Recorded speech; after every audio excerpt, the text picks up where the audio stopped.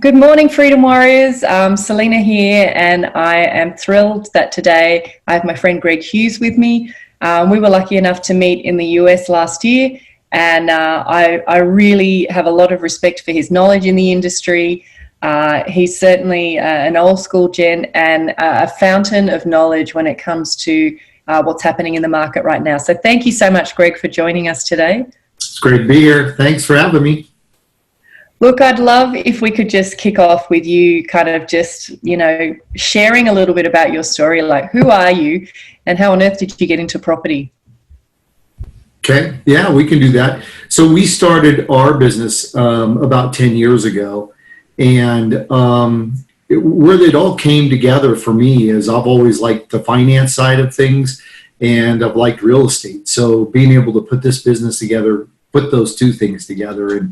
And so we've gone the gamut of different things, but almost always all real estate related. We started literally flipping homes off the courthouse steps here where we live in Reno, Nevada. That was the very first thing that we did. And then since then, we've opened up about 6 different funds, and they range from where we were flipping homes. We did lease to owns. We've done non-performing mortgages where we bought those, re-performing mortgages, and then to the fund that we're doing today, which is buying homes, and we call them little affordable homes in the Midwest here in the United States. They're ranging somewhere between $30,000 to $75,000 a piece, and we buy them, we rehab them, we get them a tenant in there, get them stabilized, and then they sit as part of our fund that people can come in as an investor and hold them. Did you see yourself getting into property when you were, say, in your 20s? Like, what were you doing back then that led you into where you are right now? Yeah, when I was 19 years old, I had a lawn and landscape business that I had started when I was 15 years old. And so when I was 19, I bought my first property, and Wow. it was a half an acre, and which I don't know how it translates for you guys, but you guys can do that translation on that. And it had 3 houses on it, and I lived in one, and I ran my business out of it. And I rented the other 2 out, and these were old houses. And I learned all the fun stuff that there is to go along with having tenants, with that. Yeah. And so that was a great start because I lived on the property. The other 2 homes were there.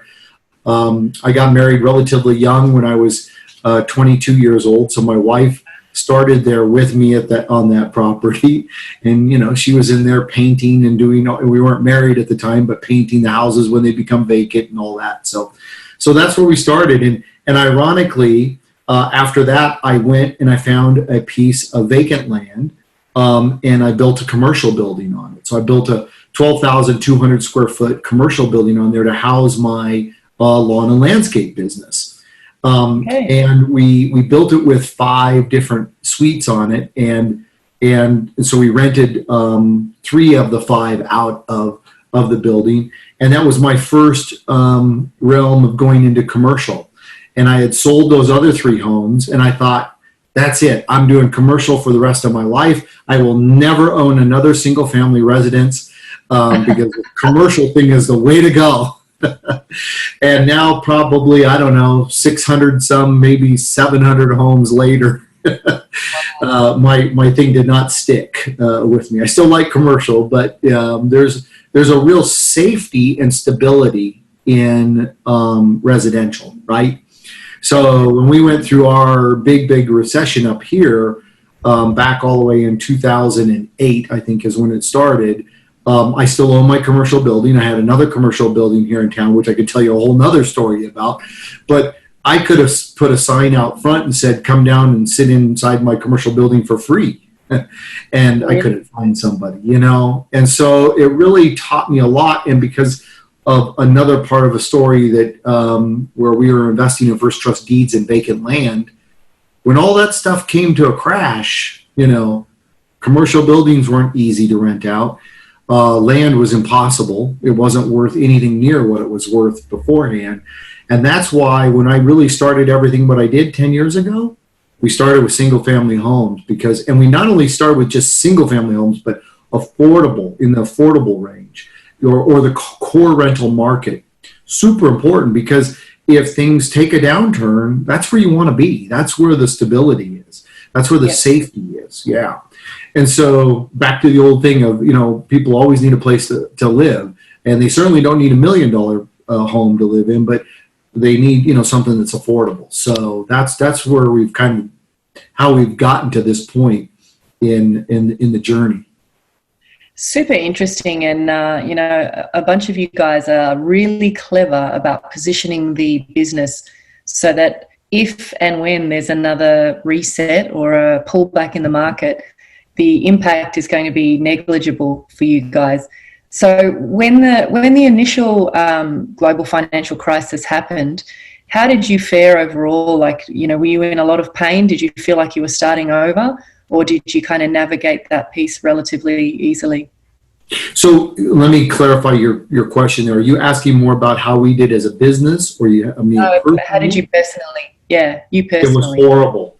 It was horrible. I mean, I literally almost had to start over. So what I had done, if just my personal story, is that I had sold that lawn and landscape business after 19 years in 2002. And I had a friend who was Australian, and we used to meet at a thing called Strategic Coach, which was up here in the United States, right? Well, actually, we ended up going to Toronto a lot of times. And so I had some money, and I had some time, and I had 4 kids and a wife, and we decided to take 3.5 months off. And I spent two months down in Australia on encouragement from my friend. And so we had a great time with all of that. And then over the period of time, as I did some other businesses and things like that, when 2008 hit, it was really tough, because I was we had dollars, but we had started some businesses that bad timing, and then the recession hit, and I was basically out of, more or less dry powder, as they say.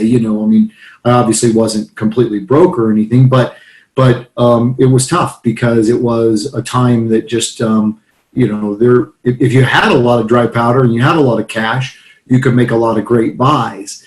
But even with that, there was some timing issues there. So yeah, it was a rebuilding time. And so we started our business in 2009. At that time, I thought I was going to do commercial. I just learned how to do funds. I'd done another fund for a friend of mine, got it started. And I said, geez, I'm going to go out and do this commercial-wise. And I went and talked to a lot of people, and their eyes would just glaze over. They didn't want to do anything, right? And so that's why we started actually going down to the courthouse steps at the time and said, let's just see what we can do. I'd never done that before. And we went down there, started buying a few homes, spent actually 90 days down there kind of watching how it all worked and trying to figure out the patterns and how to do it the right way. And then that's where we started our new fund, and buying homes and then building from there. So yeah, it's been a long rebuilding process. Not always a lot of fun, I can tell you that for sure. Prefer not to go through that again. And a little bit like what we talked about. As we've done this, we've said, this is where we want to be. And we really feel like we position almost everything today based on those lessons that we've learned in the past. And, we know the recession's coming again. Probably won't be as bad. But there's no ifs, ands, or buts about that. It just will. And hopefully we never experience that again, but we try to always look at what we're doing and saying, okay, maybe we're not making a killing. Maybe we're not making 15% returns or 20% returns, but we're making really safe, stable, diversified type of assets that we're purchasing and then having a nice consistent return. And we think even during the downturn, we'll be affected probably, but not gigantically, because that's where we're positioned. And that helps us to sleep a little bit better at night. And, we think that's an important piece, at least, of the portfolio for people as they're looking at what to do out there, right? I mean, you've got to mix it up, right? I mean, you always need some diversification. And that's what we provide. Yeah. Love your honesty, love your sharing. Let me ask you a little bit about the fund itself. My fear in the past around buying these lower value properties is that it attracts a lower caliber of tenant. What has your experience been on that side of it? Because if you're buying that volume, I mean, that the logistics of running a property management organization in itself is quite a feat. What's your experience been there? All of our tenants are perfect. We've never had one that's ever been wrong. Just kidding. I'm just kidding. We have all the things that go wrong, every single thing you can come imagine, right? And it's exactly what you think it is. The most difficult thing in our business is to manage all the homes. So, just take, for example, we're buying, let's just call the home $50,000. Well, just compare that to where we live in Reno, Nevada. If you were to buy that same home, it's probably, let's call it $300,000. So we're buying 6 homes with 6 different tenants, 6 different problems, management, everything that go along with that. So there's all that's the negative side of it, but that sort of becomes our problem. That's what we look towards doing and managing. That's something from an investor standpoint doesn't become their problem or their hassle. But what we gain from that is we gain a better rent ratio. In other words, what's the rent compared to the value of the home? We gain greater diversification as well. And then we know that we're in basically the most affordable homes that there are out there. So again, that gives us that safety of knowing when the downturn happens, people don't upsize, they downsize. And yes, some of our tenants, they're not going to be able to even afford that. But there's really not a lot of places to go that are more affordable than what we're doing. I mean, they might move back in with mom or dad or, something like that. And then the other thing to remember too is that, and I don't know what the exact percentage of this is, but it's probably 30-40% of our tenants. They don't rely on a paycheck. So they have Social Security coming in, or they might have a disability type of a deal, or what we call Section 8, which is a subsidy from the government to help out with that. So even within a downturn, they should stay pretty stable as well, in there. What about in terms of headaches, though, for you to manage? Some of these people have big personalities, they've got problems. The turnover costs are quite high. Obviously, all of that has to be factored in. How do you cope with management of all of that? It is, but you said it exactly right. It's all factored in, right? So when we have a return of 8-9%, that's factored in. That's just part of the deal, We had a lady, I mean, you can tell so many different stories, right? She tried to pay her rent not once with a fraudulent credit card. So she had somehow gotten a hold of somebody's credit card, but she did it twice. Okay, so when the first one didn't go through, she found another one, however. And so he said, you can't be doing this, right? So she ended up turning around and paying us cash. And of course, her story was, oh, well, those were my friends, and they were, but somehow it just didn't go through. Well, okay, whatever, but she no longer is able to now pay the rent that way. She has to pay it through the cash.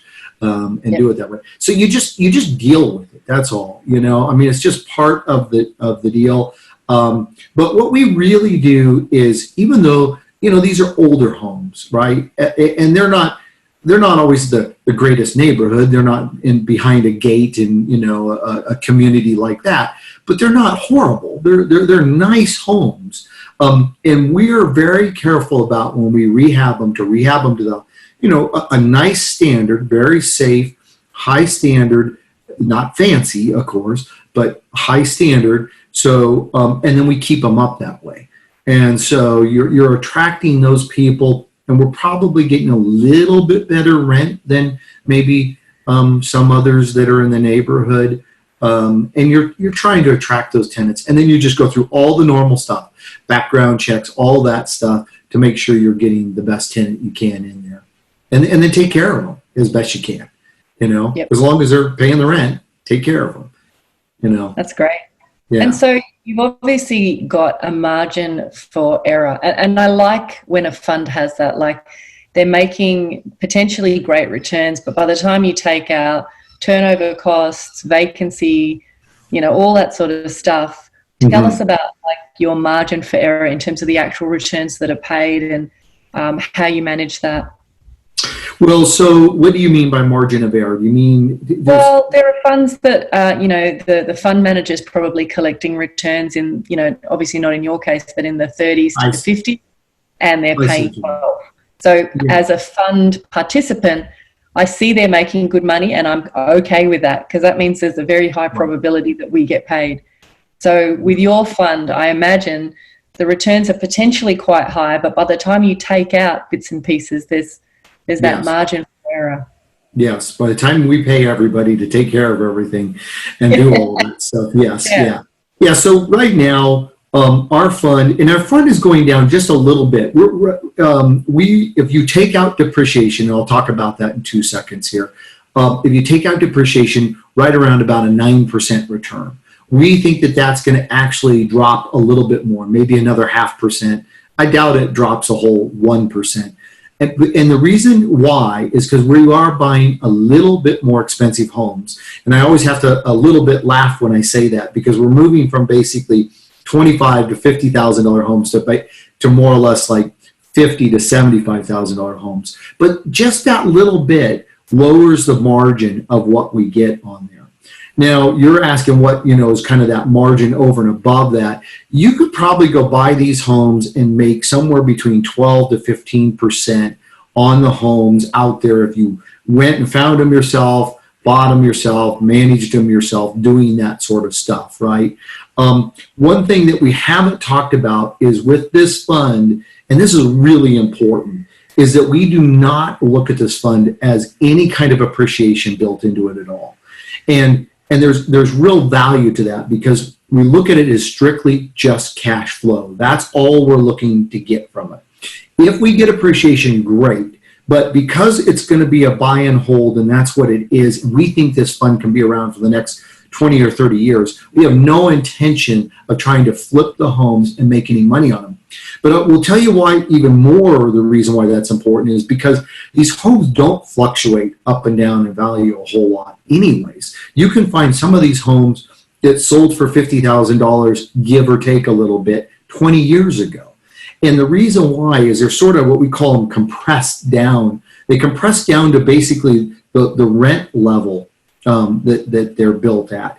And so they don't fluctuate up and down a lot. And that gives us the ability to not have to worry about timing and when we're purchasing these homes. So I just use Reno because that's where I live, right? And I mean, if you were here in Reno, medium home price is probably somewhere around, it's probably about $450,000 now, somewhere in that range. You have to worry all about your timing. I mean, when the recession hit, we lost 50% of our home value in some places. Yeah, it was huge.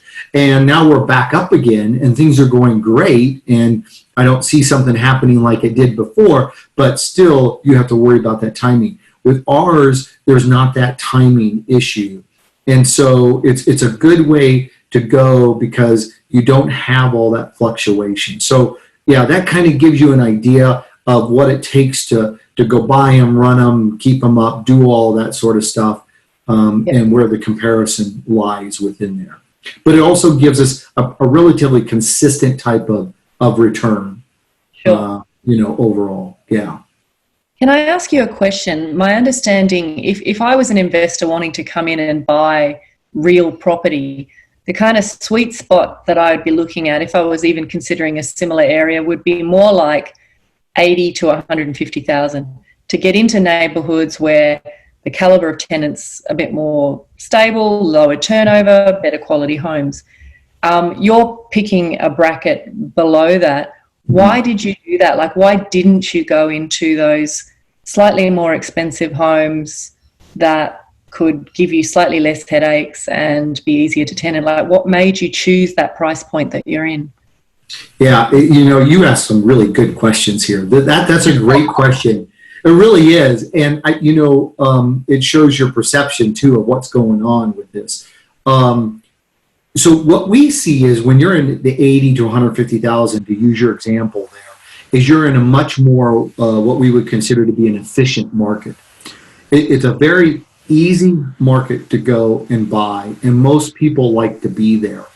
So what happens in an efficient market? Well, there's more competition as well. And if I was just going to go do this myself, that's probably where I would buy. I would do that.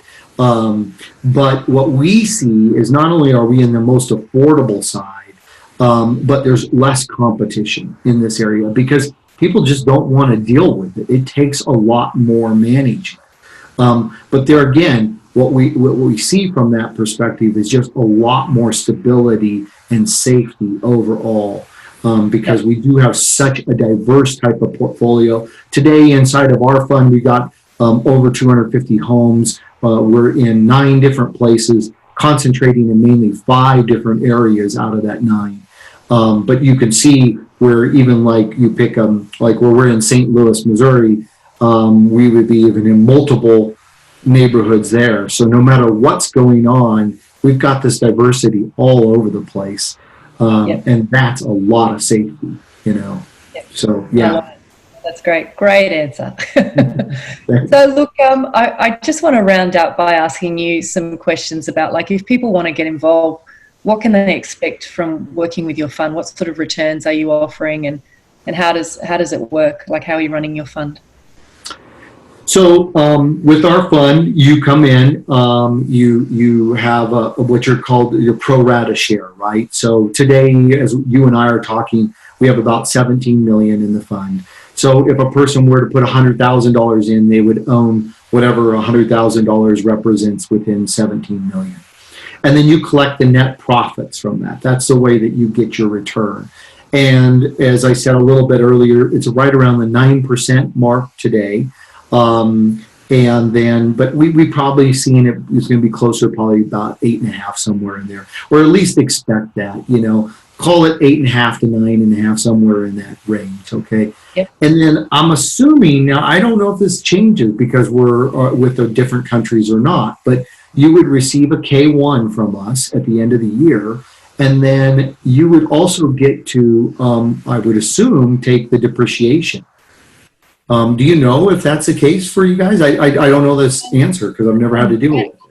When I've owned single family homes, that has been the case. There's still a depreciation on them. Yes.